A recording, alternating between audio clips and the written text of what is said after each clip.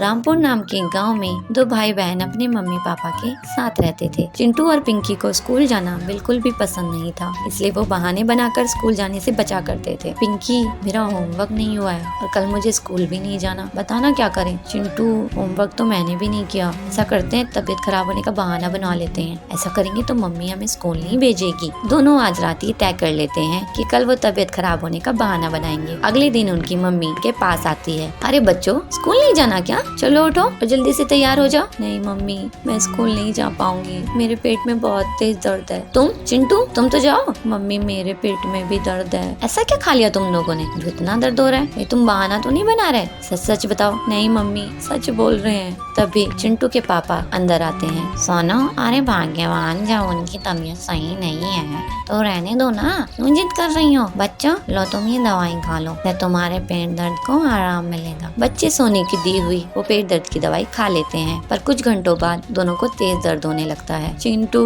पेट में बहुत तेज दर्द हो रहा है, कुछ तो करो ना, सहन नहीं हो रहा है। दर्द तो मुझे भी बहुत है, रुक मैं कुछ करता हूँ। चिंटू अपने पापा के कमरे में जाता है, कुछ दवाई देखने लगता है। तभी उसे एक पीली रंग की दवाई दिखाई देती है। वो उसे छुपाकर अपने साथ ले आता है और पिंकी को देता है और खुद भी एक गोली खा लेता है। पिंकी, मैंने पापा के मुंह से एक बार सुना था कि जब ज्यादा पेट दर्द हो जाए तो ये गोली सब ठीक कर देती है, तो देखना हम कुछ ही देर में ठीक हो जाएंगे। हाँ भाई, सच में मेरा बहुत दर्द हो रहा है भाई, सहन नहीं हो रहा है, कुछ करो, पता नहीं क्या खा लिया है। ऐसे ही 5 घंटे और बीत जाते हैं, पर उन दोनों का दर्द कम होने की बजाय और बढ़ जाता है और दोनों दर्द से रोने लगते हैं।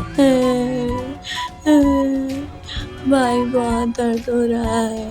पिंकी, उस दवाई से कुछ भी नहीं हुआ, उल्टा दर्द और बढ़ गए हैं। मुझे भी नहीं पता भाई, आप कुछ करो ना, मेरे बहुत दर्द हो रहा है। पिंकी, मुझे ऐसा लगता है कि कहीं हमने दवाई खाकर गलती तो नहीं कर दी। तभी उनकी माँ उनके सामने आती है। गलती तो करी है तुमने, चलो अब सच सच बताओ, क्या छिपा रहे हो तुम दोनों? नहीं तो मुझे और तरीके भी आते हैं पता करने के, तुम अपनी माँ को सब सच सच बता दो। दोनों अपनी माँ को सब सच सच बता देते हैं। बच्चों, बिना दर्द के दवाई खाओगे तो यही होगा ना, झूठ बोलने की सजा है तुम्हारी। अब बताओ, आगे से कभी झूठ बोलोगे? नहीं मम्मी, नहीं, कभी नहीं। इस झूठ के कारण हम दोनों परेशान हो गए हैं। हम आपसे वादा करते हैं आपसे फिर कभी झूठ नहीं बोलेंगे, पर प्लीज ये दर्द सही करवा दो ना, बहुत दर्द हो रहा है। ठीक है, मैं भी डॉक्टर को बुलाती हूँ, वो तुम्हें दवाई देंगे जिसे खाकर तुम ठीक हो जाओगे। रुको, अभी डॉक्टर को फोन करती हूँ। चुनमुन डॉक्टर को बुलाती है। डॉक्टर उन दोनों को देखकर उन्हें कुछ दवाई देते हैं, जिसे खाकर वो दोनों एकदम ठीक हो जाते हैं। पर आज उन्हें ये सीख भी मिल जाती है कि झूठ बोलने से क्या क्या हो सकता है, और वो आगे से कभी ना झूठ बोलने की कसम खाते हैं। सुंदर जंगल में शेरा का बहुत आतंक था। सभी जानवर उसके गुस्से से बहुत डरते थे। उसी जंगल में एक समझदार खरगोश रिंकू रहता था। रिंकू हमेशा अपनी चालाकी से बड़े बड़े जानवरों से अपनी जान बचा लेता था, लेकिन वो हमेशा दूसरे छोटे जानवरों की मदद करता था। इस वजह से सभी जानवर उसको बहुत पसंद करते थे। एक दिन रिंकू जंगल में टहल रहा था, तभी उसे छोटू और उसकी पत्नी दिखाई दिए। छोटू भैया, छोटी भाभी, कहाँ घूम रहे हो? कुछ नहीं रिंकू, हम तो ताजी घास और फलों की तलाश में आए हैं। यहाँ की घास तो बहुत हरी भरी है, हम तो सोच रहे थे कि यहीं पास बस जाए। आप लोग क्या शेरा के बारे में नहीं सुने हो? ये उसी का इलाका है, अगर उसने आप दोनों को देख लिया तो आपकी खैर नहीं। शेरा तो बहुत ही क्रूर है। तभी वहाँ शेरा का दहाड़ने की आवाज आती है और सब डर जाते हैं। सुनिए जी, ये तो शेरा की दहाड़ है, अब क्या होगा? आप दोनों उस पेड़ के पीछे से भाग जाओ। और फिर दोनों पति पत्नी एक पेड़ के पीछे से भाग जाते हैं। रिंकू खरगोश, यहाँ पर 2 जानवर आए थे, मैं उनका शिकार करने आया हूँ, क्या तुमने उन्हें देखा है? जी शेरा जी, मैंने उन्हें उस रास्ते से जाते हुए देखा। रिंकू शेरा को दूसरी तरफ इशारा करके भेज देता है। छोटू और छोटी रिंकू के पास आते हैं। तुम्हारा शुक्रिया रिंकू भैया। अब आप दोनों यहाँ पर घास खाकर जल्दी से चले जाओ। इसके बाद दोनों पति पत्नी घास खाकर वहाँ से चले जाते हैं। दूसरे दिन वही दोनों उस घास के मैदान के पास एक तालाब में रिंकू को मिल जाते हैं। छोटू भैया, छोटी भाभी, आप दोनों के जाने के बाद शेरा फिर से आया था और मुझे धमका कर गया है कि अगर अगली बार उसको उसके शिकार का सही पता नहीं मिला तो वो मुझे ही खा जाएगा। आपने हमारी जान बचाने के लिए अपनी जान खतरे में डाली भैया, आपका बहुत धन्यवाद। दोनों पति पत्नी वहाँ से भाग जाते हैं तो शेर वहाँ पे आकर कहता है, रिंकू तू, मुझे यहाँ और भी जानवरों की आवाजें आ रही थी, तू किससे बात कर रहा था? जरा बताना मुझे, मेरी धमकी याद है ना? अगर तू मुझे सच नहीं बताएगा तो आज तो मैं तुझे ही खा जाऊंगा। रिंकू बहुत डर जाता है। वो सोचने लगता है, शेरा बहुत ताकतवर है और इससे हर बार झूठ बोलने का एक ही मतलब है कि इसकी दावत बन जाना। अब मैं क्या करूं? मेरी भी जान खतरे में है। सच कहूंगा तो पति पत्नी मारे जाएंगे, झूठ बोला तो मैं मारा जाऊंगा। लेकिन आखिर हम सब कब तक इस शेरा से डर के रहेंगे? सोच क्या रहा है? जवाब दे। शेरा जी, मैं पानी से बात कर रहा था, आप भी बात करके देख लो। पानी से? पानी में क्या है? आप ही देख लो, उसमें शायद आपको शिकार करने के लिए कोई मिल जाए। शेरा पानी में झांक कर देखता है। मुझे तो कुछ नहीं दिख रहा है। रिंकू इशारों से छोटू और छोटी को बुलाता है। ध्यान से आगे जाकर देखो शेरा जी, आपका शिकार है वहाँ।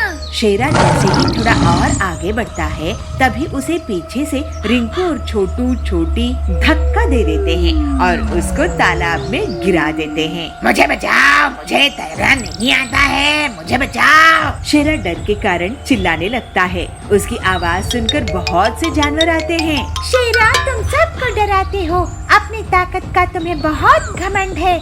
अगर तुम हम सबको तंग करना छोड़ोगे तभी तुम्हें बचाएंगे। इसको मत बचाओ रिंकू। नहीं छोटू भाई, पूरे जंगल के सामने ये मदद मांगकर साबित कर चुका है कि इसको भी डर लगता है। मैं वादा करता हूँ कि मैं तंग नहीं करूँगा। और फिर सबके सामने रिंकू रस्सी फेंककर शेरा को बचाता है। शेरा शर्मिंदा हो जाता है और फिर वो कभी भी अपनी ताकत का गलत इस्तेमाल नहीं करता है और पूरे जंगल में अब रिंकू की सूझबूझ की तारीफ होने लगती है।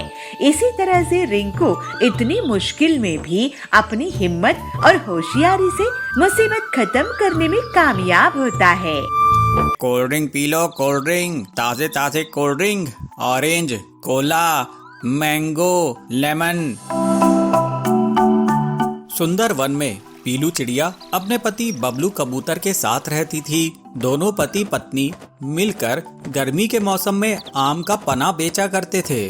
वे लोग घर में ही कच्चे आम उगाते थे और उन्हीं आमों से आम का पना बनाते थे। सारा काम वे घर से ही करते थे, उसमें कोई भी केमिकल नहीं मिलाते थे। दोनों पति पत्नी आम के पने को बाजार में बेचते थे और सिर्फ 5 रुपए में 1 गिलास देते थे। कीमत कम होने की वजह से और ताज़ा पना मिलने की वजह से उनकी दुकान में हमेशा भीड़ लगी रहती थी। अरे बबलू भैया, ये लो 5 रुपए और मुझे 1 गिलास पना देना। हाँ हाँ भैया, ये लो 1 गिलास पना। तभी वहाँ पर हरिया काका आते हैं। अरे पीलू बेटी, मुझे 10 गिलास पना पैक करके दे दो, घर में मेहमान आ रहे हैं, तुम्हारे हाथ का पना पिएंगे तो बहुत खुश होंगे। हाँ हाँ हरिया काका, मैं अभी दी। इस तरह दोनों पति पत्नी सिर्फ 5 रुपए में आम का पना बेचकर बहुत मुनाफा कमा रहे थे। उनकी दुकान के सामने कालू कौए की भी आम पना की दुकान थी, लेकिन उसकी दुकान में ज्यादा पक्षी नहीं जाते थे क्योंकि उन्हें उसके आम पने का टेस्ट बिल्कुल भी पसंद नहीं था। अरे सुंदरी, वो देख, पीलू और बबलू की दुकान में कितनी भीड़ लगी रहती है और एक मेरी दुकान है। मैं भी तो वही पना बेच रहा हूँ जो वो लोग बेच रहे हैं, लेकिन मेरे यहाँ कोई पना पीने आता ही नहीं है। मैं बहुत परेशान हूँ। मुझे अपनी ग्राहकी बढ़ाने के लिए कोई ना कोई रास्ता जरूर निकालना पड़ेगा। अजी, ये आम का पना बेचना छोड़ो और मॉडर्न बनो। जाओ शहर जाकर कोल्ड ड्रिंक लेके आओ और उसे 5 रुपए में बेचो, फिर देखना तुम्हारी दुकान कैसे सरपट भागेगी। सुंदरी की बात सुनकर कालू खुश हो जाता है। वो कहता है, वाह वाह सुंदरी, तूने तो मुझे बहुत अच्छा आइडिया दिया है। शहर में केमिकल के कोल्ड ड्रिंक्स बहुत कम दामों में मिलते हैं। यहाँ पर आम खरीदो, फिर उसको उबालो, फिर उसका पना बनाओ। ये तो बहुत मेहनत का काम है।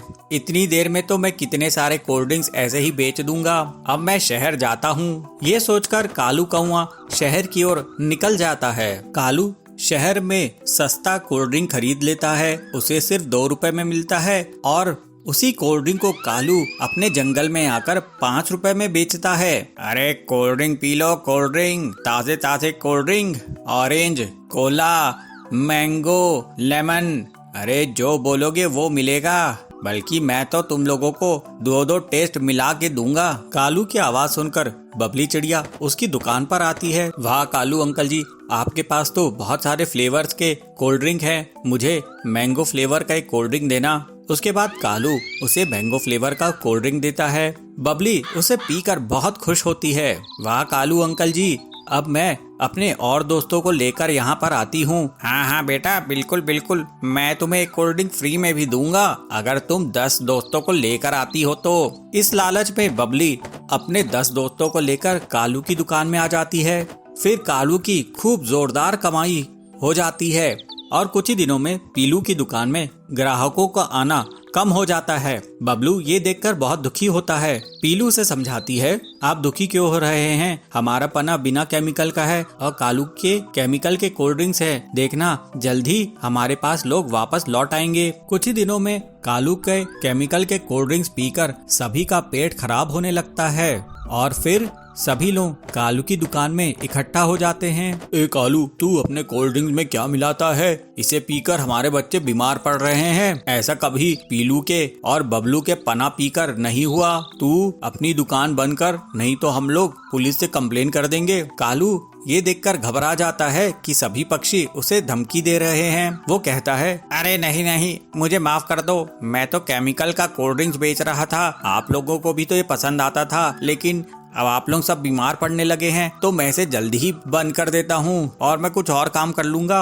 इस तरह से कालू सभी पक्षियों के दबाव में आकर अपने खतरनाक केमिकल्स के कोल्ड ड्रिंक बेचना बंद कर देता है और एक बार फिर से पीलू और बबलू की दुकान में ग्राहकों की भीड़ लग जाती है। वे लोग सभी ताजा आम का पना पीकर मजे में रहते हैं और पीलू और बबलू अपना जीवन खुशी खुशी बिताने लगते हैं।